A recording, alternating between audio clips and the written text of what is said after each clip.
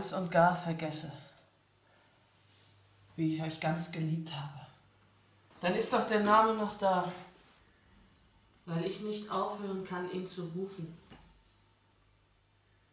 Hans. Hans.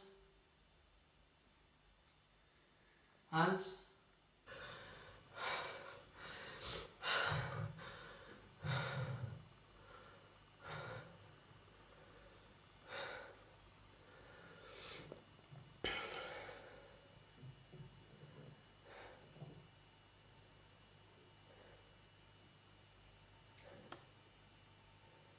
Ich habe einen Mann gekannt, der hieß Hans. Und er war anders als alle anderen.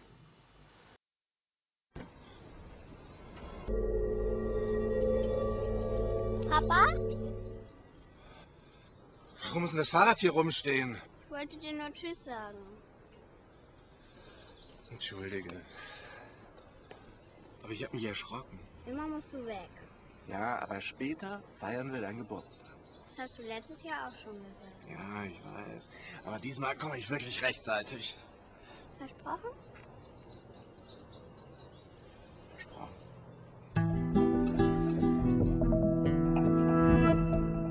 Das sind die Anrufe von heute Morgen. Und dann sollte ich dich unbedingt daran erinnern, dass heute... Elsas Geburtstag ist. Richtig. Und dass du aufhören würdest zu rauchen. Hast du mir den Nachmittag freigehalten? Wie jedes Jahr. An mir soll es nicht liegen. Oh Mann, das passt doch alles vorne und hinten nicht zusammen.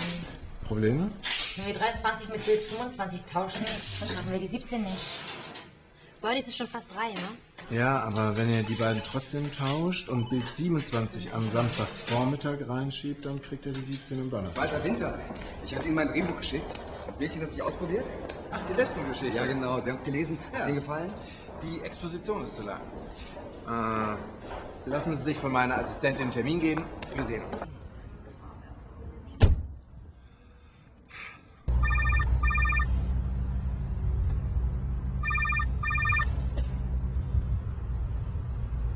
Ja?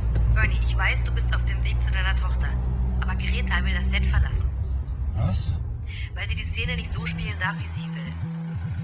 Wie auch immer, du weißt, was passiert, wenn sie erst weg ist und der Verleiher sein Geld aus dem Projekt zieht. Was soll ich denn jetzt bitte machen? Was sollen wir denn jetzt machen? Bernie! Bernie!